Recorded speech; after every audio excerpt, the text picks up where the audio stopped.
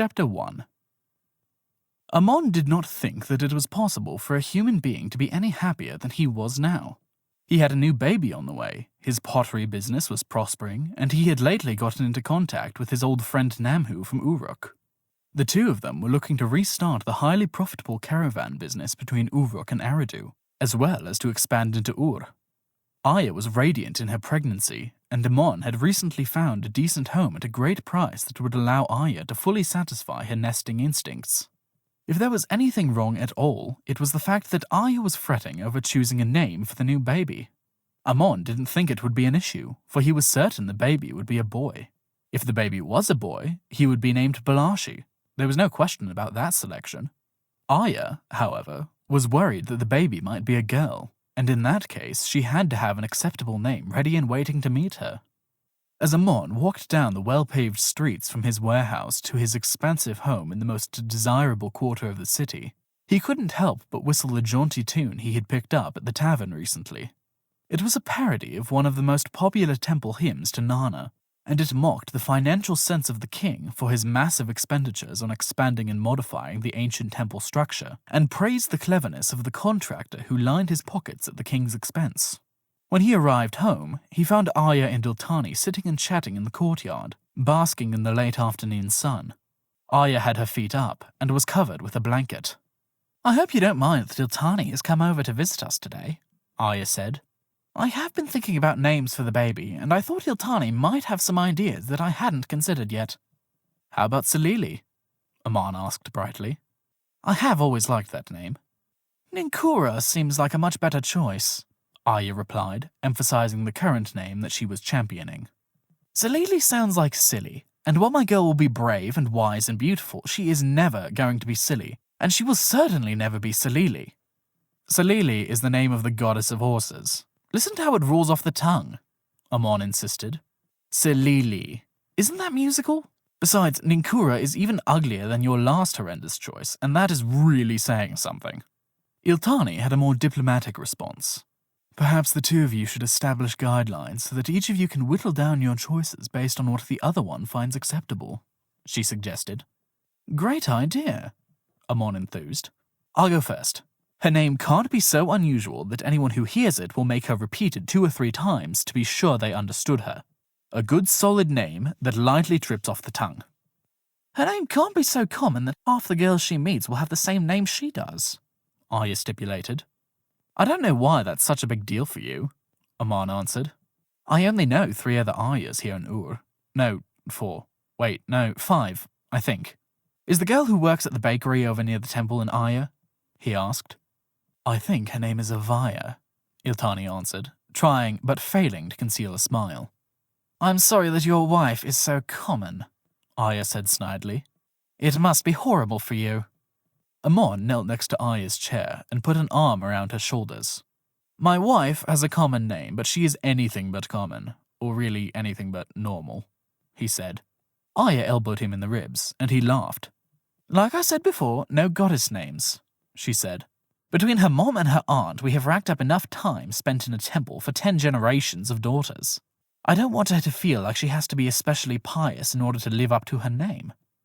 "Judging by who her parents are, I don't think that excessive piety is likely to be a problem," Iltani said dryly. "Wait a minute," Amon groused. "You said no goddess names, but you just suggested Ninkura. Doesn't that count as a goddess name?" "No, ugly goddess names," Aya clarified.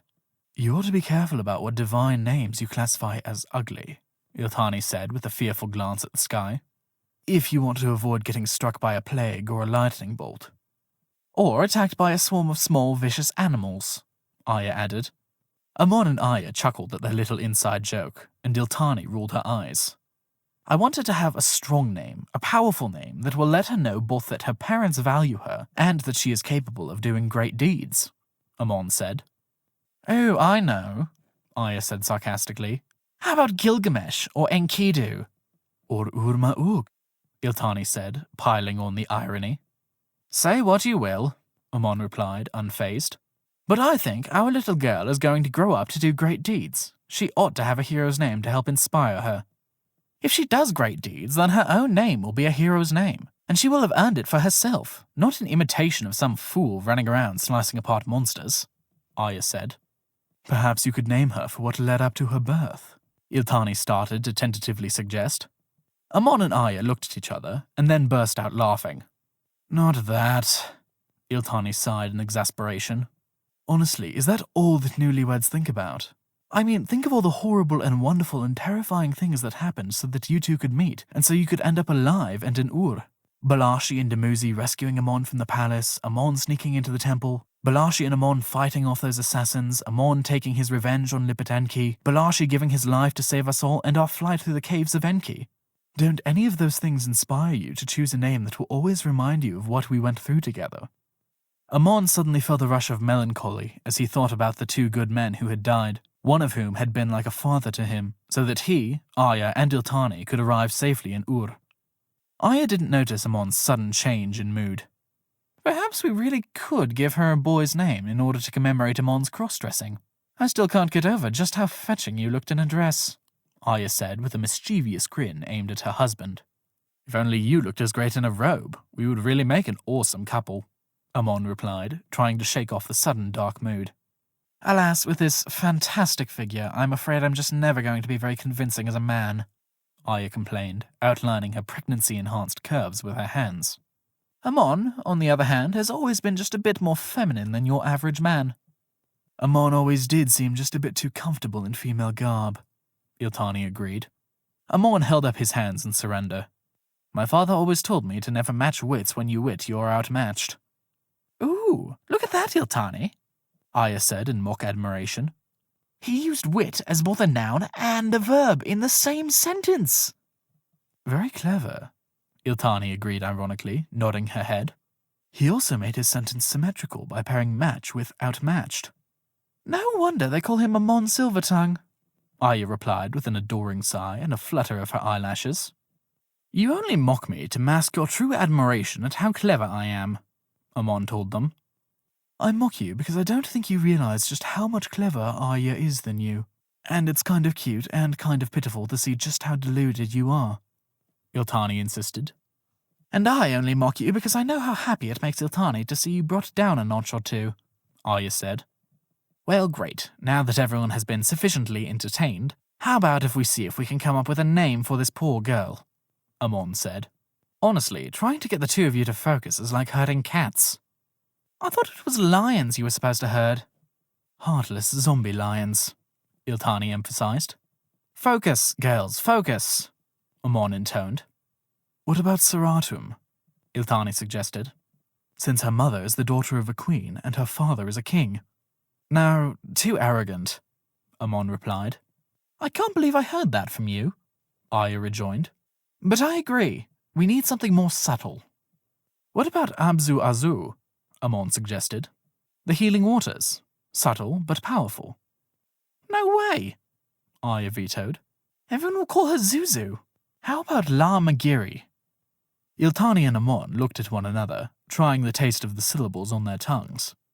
The Undaunted One. I like the meaning, but I don't like the name by itself, Amon said. I'm going to repeat what I suggested earlier, but with Arya's suggestion added in, Iltani said. How about Seratum La Magiri? The Undaunted Queen? Amon asked. I like it. It's a mouthful, but I really like it. Amon and Iltani looked expectantly at Arya.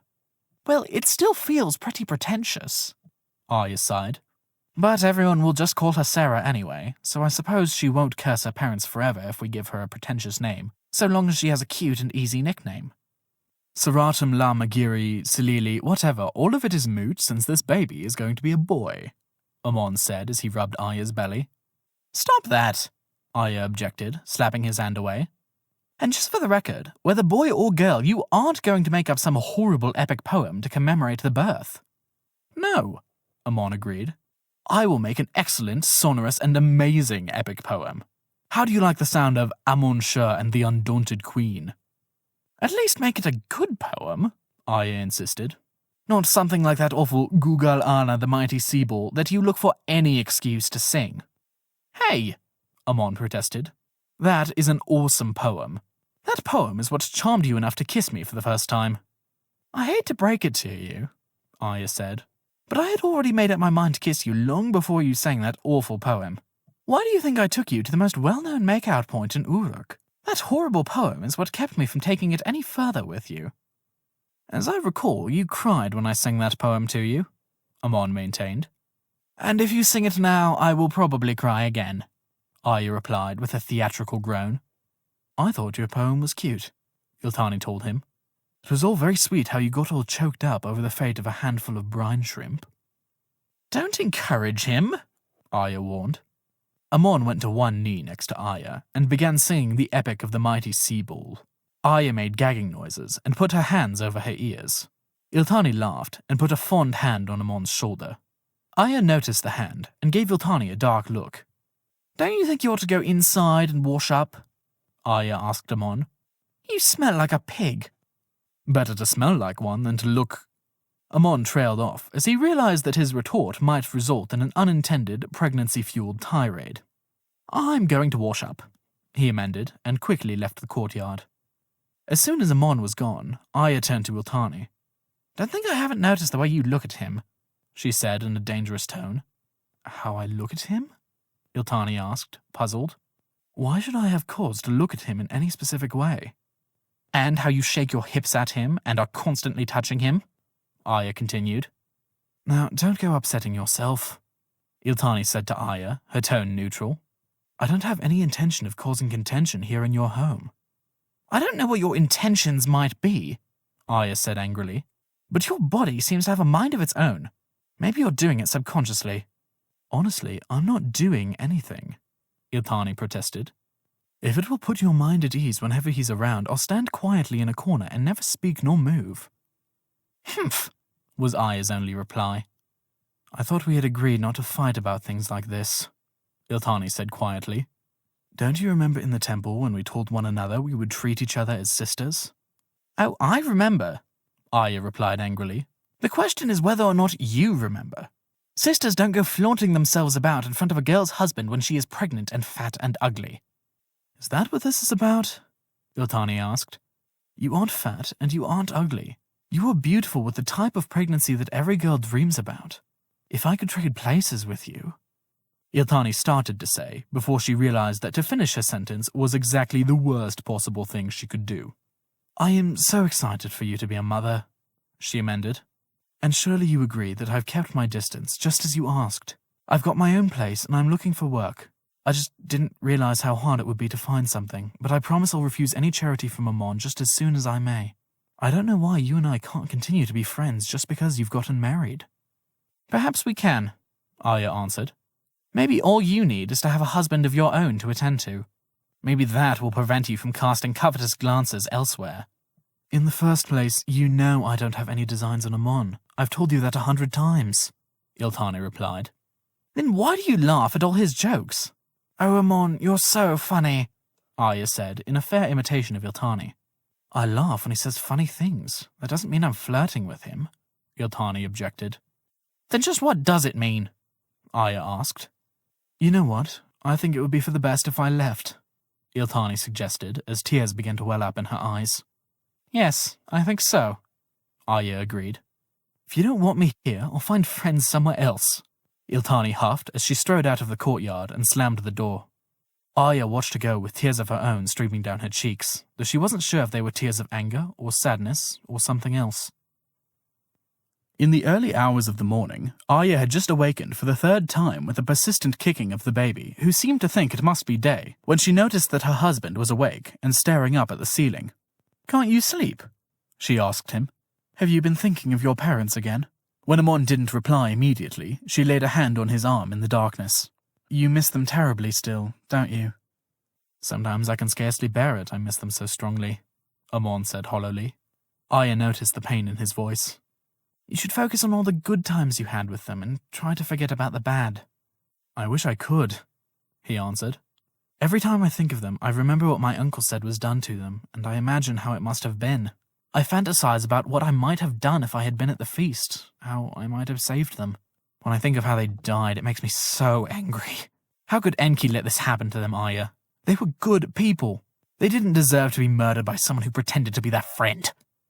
Tell me something special you remember about your mother, Aya requested, trying to redirect her husband's thoughts to something positive. Amon paused and thought for a few moments, clearly trying to wrench himself free from the anger that was gnawing at his heart. Ever since I was little, my mother loved plays. Even when she was seeing the same play put on by the same actors for the 100th time, she would cry out in delight at her favorite parts, laugh at the same jokes, and cry when the heroine died. She brought 3 women from the temple to make her own chorus, and she patronized a group of temple actors who she got to put on her favorite plays from her own land. Do you know the story of Amon and Toth and the Words of Power? I assume you mean the story about the Theban god Amon and not my frail little husband, Aya quipped. I have never heard of it. Amon failed to respond to her dig. My mother loved how Amon fooled Sutek when he swallowed the Words of Power and flew into the sky as a goose, he recalled fondly, his mind clearly far away. I think it was because of that play that she decided to name me Amon. From the time I was very small, she insisted on dressing me up in the god's linen robes and masks and teaching me the words of the play. I can still remember every one of the god's lines by heart. When I was a bit older, she had me act out the main parts in the plays put on by the troupe. It's strange, but I came to see the different costumes she dressed me up in as magical, as if putting on those clothes and speaking the words of the gods could somehow transform me into one of them. When I put on the goose feather mask, or the mask with the heavy ram's horns, or any of the others, I felt infused with power, immortal and invulnerable. The cowering adults who enacted the rest of the play were my servants, and they would immediately spring to fulfill my every command. Even the dark god of storms, whose lightning bolt mask used to terrify me into cowering in abject terror when I was watching the play, seemed no more frightening than a puppy when I was behind the mask. It's hard to believe that my big, strong warrior could be frightened of anything, Aya teased coyly as she trailed a finger across his chest. To be honest, I'm still a little bit afraid of thunderstorms, Amon admitted. Don't worry. If Inanna comes riding in on the fierce south wind and starts hurling lightning bolts, I will protect you, Aya declared bravely. I feel safer already, Amon deadpanned. So, from what you're telling me, it sounds like you were fond of dress-up games even before you disguised yourself as a woman and stole into the temple to see me, Aya said. You may joke about it, Amon answered, but I still retain a bit of that childhood sense of invulnerability when I put on a costume. I feel it to some degree whenever I dress up in my armor, but I really did feel it much more strongly when I put on all of the pieces of my disguise and climbed over the wall into the temple to rescue you. All fear and doubt and uncertainty fled, and I felt as calm and safe as if I had been wandering through my own garden when I went to see you. Aya said thoughtfully. So, what you were telling me is that when you object that you are too tired to give me a proper foot rub, all I need do is make you don a mask and some appropriate temple robes, and your exhaustion will magically fall away, and I will have a veritable god at my disposal to do my bidding? I think that what you were proposing would fall under the heading of abuse of privileged information, Amon objected. Look it up, it's in our marriage contract. Contract? I signed no contract, Aya insisted. And my feet are killing me, so... Amon groaned as he took one of Aya's feet in his hands. I am never going to tell you anything personal again, he warned.